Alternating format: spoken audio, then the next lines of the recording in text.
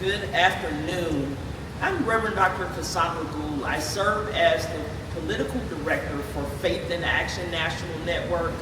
I've been thinking about the CFPB and how long I have been supporting this organization. I remembered that it was just 9 years ago this week that I sat on a stage in Kansas City with the first director of the CFPB while they were releasing a small dollar lending rule. Advocates and others worked really hard to ensure that people in my home state of Missouri, where there were no lending caps, would not be preyed upon by predatory lenders. I'm thinking about a woman by the name of Jennifer, who is in Springfield, Missouri, who I met in 2014. Jennifer, who took out a payday loan because she had to go 4 hours away to St. Louis to have surgery. A payday loan to ensure that her family would not have to go back and forth, but they could stay in a cheap motel and have food that week.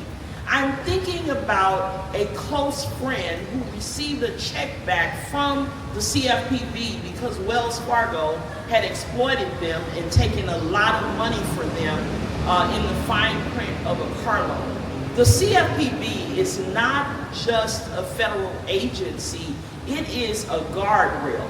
You only remove a guardrail if you actually want to have death and carnage and wrecks on the road that we're on. The CFPB is a protector of the innocent. Proverbs 22:22 reminds us not to rob the poor because they are poor. I'm a faith leader, so I traffic in what the scripture says, but the CFPB has been a great partner to people of faith and people of moral courage because they traffic in the protection of vulnerable people. Why should we allow this Congress, this president, to actually remove those guardrails so that more people can end up in a wreck, in a financial wreck? The same people that might not have health insurance, might not have SNAP benefits, will be the people who are now unprotected.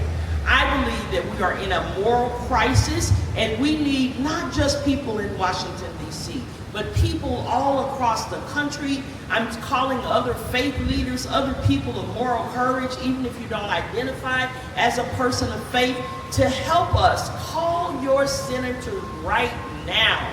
If you hear this, even if you see a clip of it later, call your senators. People over profits for billionaires. It is not partisanship.